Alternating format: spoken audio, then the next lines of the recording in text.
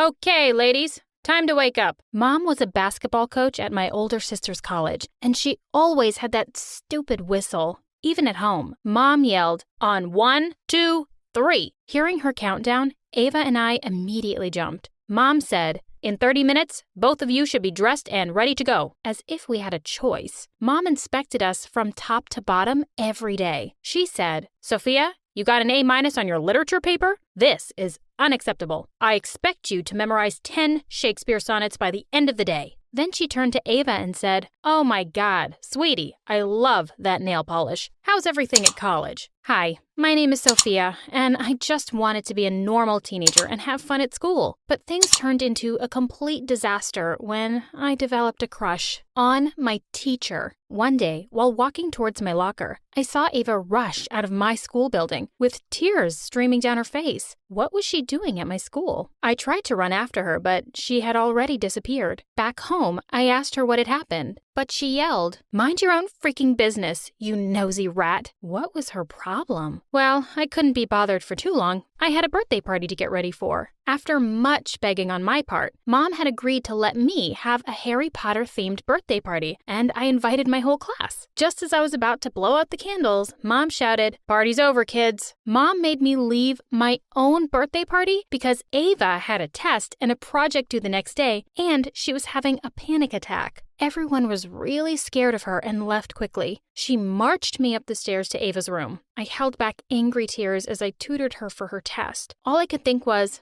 oh my God, this girl is stupid. She's never going to graduate or get a job or move out. Later that evening, Mom shouted from her room, "Sophia, come here." She said, "I need you to stay home and look after your sister tomorrow. She's clearly not feeling well." I told her that we had a forest trip tomorrow, but she said I had to cancel it because my sister needed me. This time, I put my foot down. I said, "No, Mom, you already ruined my birthday party. I've been waiting for that trip forever, and I'm going." Ava's not a baby anymore. Ava was about to graduate from college, but Mom sometimes made me feel like I was her babysitter. She was like her princess because she was the beautiful one, while she thought since I was the brainy one, she didn't have to worry or care about me. The next day, Mr. Johnson, our biology teacher, told us to draw a name from a bag to find a partner for a challenge he'd set, which was to find 3 ghost orchids. I almost screamed when I saw who my partner was. I blurted out, "Scott?"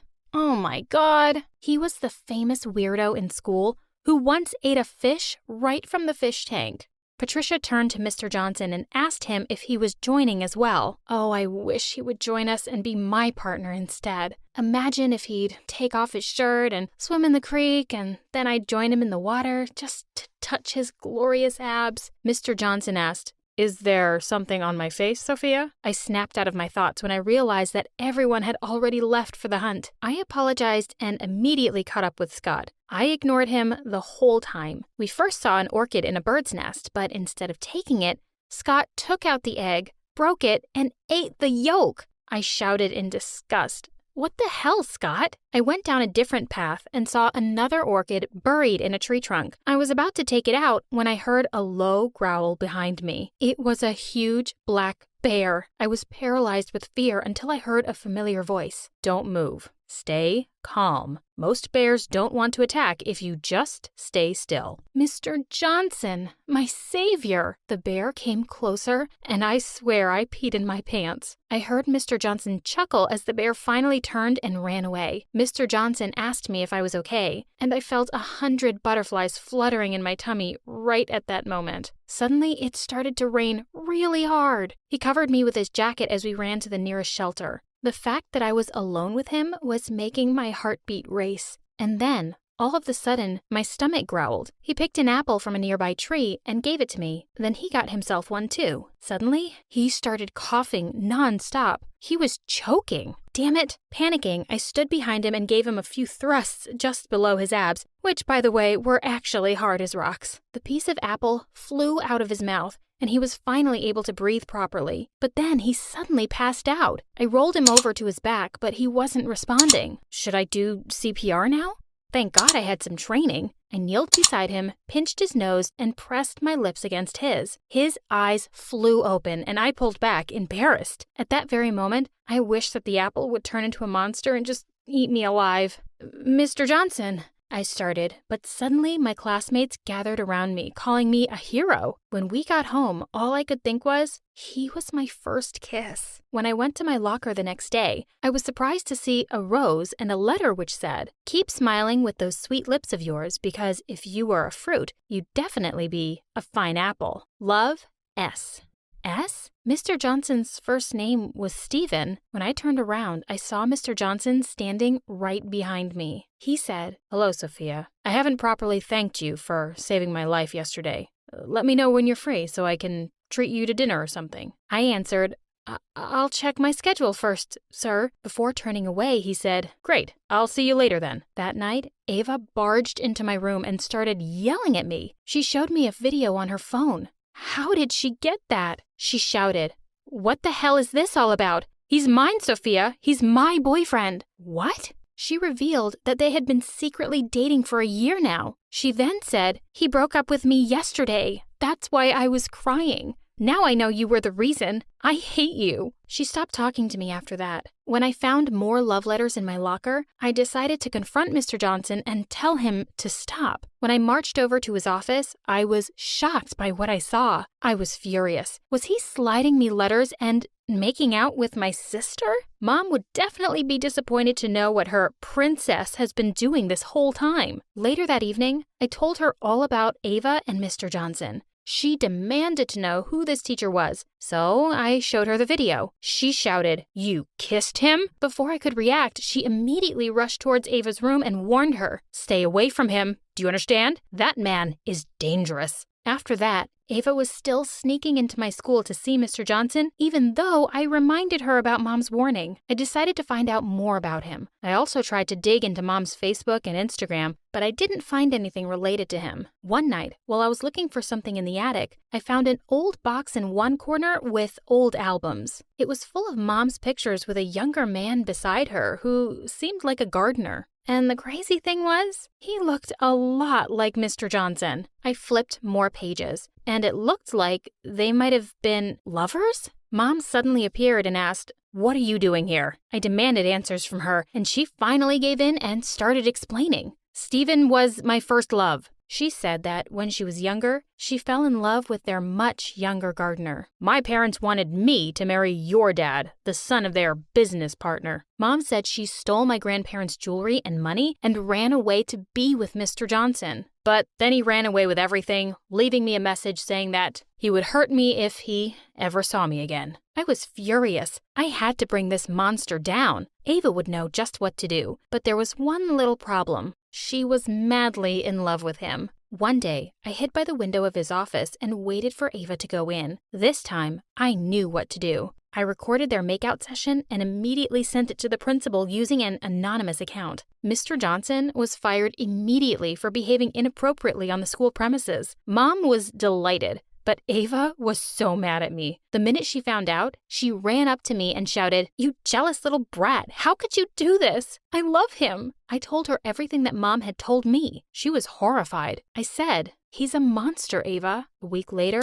I opened my locker and gasped, "Another letter! I'll dance with you soon. Love, S." I threw the letter away. The next day, Ava and I were out when she stopped in her tracks and pointed to a restaurant. It was Mom and Mr. Johnson holding each other's hands. Was Mom betraying us? Ava flipped out and rushed into the restaurant. She started yelling and was about to slap Mom when Mr. Johnson stopped her. Mom immediately started explaining everything. She said Mr. Johnson had told her the truth about everything. He hadn't stolen anything from her. Grandpa had set everything up and forced him to leave town. Mom was furious and heartbroken. She kept blaming her parents for ruining everything. One day, I heard her and Dad fighting loudly. Mr. Johnson's name came up. To my horror, Mom then announced that she was divorcing Dad. Dad was so devastated. Ugh! Look at what that pervert had done. I couldn't let him ruin our family. I tried to talk to Mom, but she just shouted, "Please, Sophia, leave me alone." I wanted to talk to Ava about this, but she wouldn't let me either. I tried to talk to Dad about it, but he just told me that everything would be fine soon. That night, I woke up to my parents' loud voices downstairs. Dad said, "See, I told you. He disappeared again. Why do you never learn?" Mom didn't answer. At school, Rumors started to spread about how Mr. Johnson's neighbors had reported him missing. Scott said, "He's here. I can feel it." I told him to keep his weirdness out of this and walked off. I was pretty glad Mr. Johnson was gone. A week later, Ava and I were shocked when Mom and Dad announced that we were moving to another city. Dad explained, "Your mom and I think we need a fresh start. We're going to give our marriage a real chance." As we loaded our bags into the car, I heard an unusual sound coming from the distance. To my absolute surprise, it was Scott in a ridiculous outfit, riding a horse. Boy, he really was something else. Someone yelled, "Stop!" But wait, Scott wasn't alone. Sitting behind him was Mr. Johnson? Mr. Johnson yelled, "Don't you dare take her away from me, you lunatic. You locked me up in the basement of my own house." Dad burst into tears as some policemen charged over to arrest him. Scott told me that he'd been really curious about Mr. Johnson's disappearance, so he went around to his house to play detective. Mr. Johnson said Dad had come to talk to him about leaving Mom alone, but when he wouldn't agree, he got angry and knocked him out. Dad said, "I just wanted your love for all these years." Mom answered, "I tried, but I can't. I'm sorry." My heart broke for the both of them, but I guess the heart wants what the heart wants. A month later, at Patricia's party, someone tapped me on the shoulder. My jaw dropped upon seeing Scott. He looked different. Hot, actually. He asked, "Have you read my last letter?" I asked, "What letter?" And then it hit me. Oh my gosh, it was him all along. He said, "I'm sorry if I creeped you out.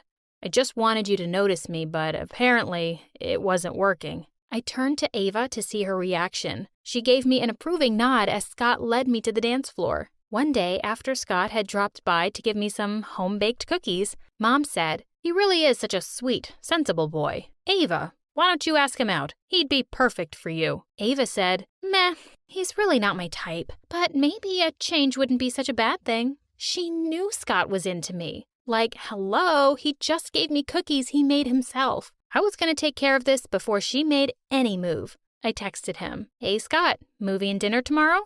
I instantly got a text back saying, "Yes."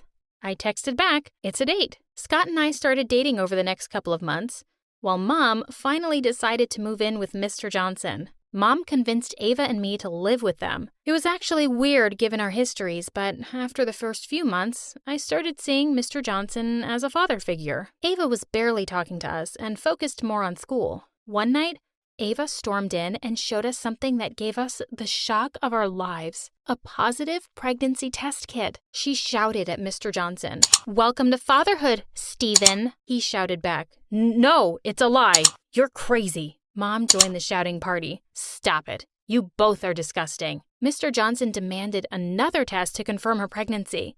Ava said, "I already took the test.